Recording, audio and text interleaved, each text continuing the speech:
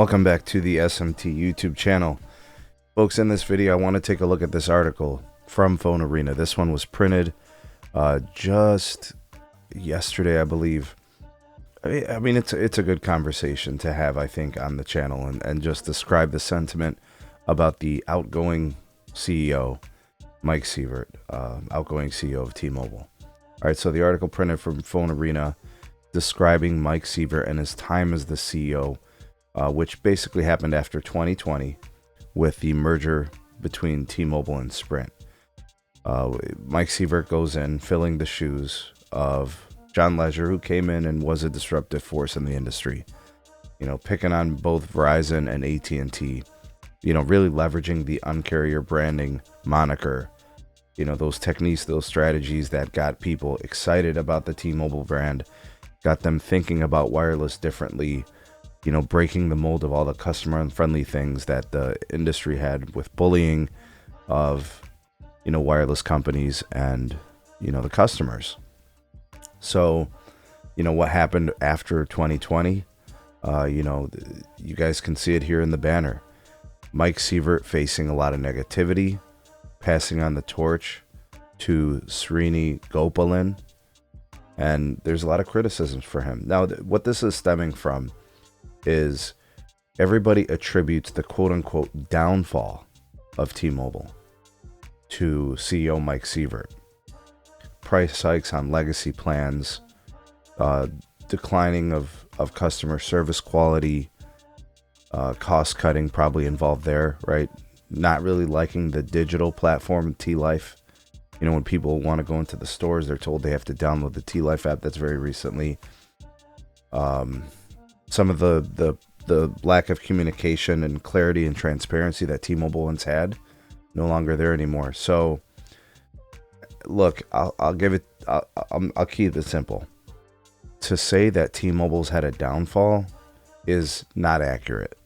T-Mobile has experienced their best ever revenues, best ever margins.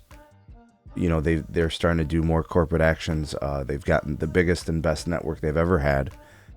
They're investing into fiber home internet, becoming a bigger company, scaling. All the things that people have wanted from T-Mobile, right, to be better, they've been able to do that. Whether you were an investor or just a customer who wanted a bigger network with better assets and better performance and all those things, they have done that. However, the things that they've had to do along the way in order to achieve those things has indeed been carrier. That's the only thing I could say that anybody could mention or include as a downfall of T-Mobile. It's really not a downfall. It was a changing of T-Mobile. They had to change in order to do those things. There was no version of this where T-Mobile was going to be able to give people, 50 free lines anymore. There was no version of this where they were going to be able to continue to do the uncarrier things to be able to scale those upgrades, those improvements as a company, and to reach their corporate goals. It just wasn't going to happen. So that was the negotiation that had to be made. You couldn't really make real money doing the things they were doing. So that's why you see them become more carrier. Now, shame on T-Mobile for one thing. And I don't even know if it's shame on T-Mobile, but for them to continue to use the name uncarrier, it's really disingenuous because it's not true. They don't do uncarrier things anymore. In fact, they do some of the most carrier things in the industry. So I think it's just about being realistic, right? And telling the truth.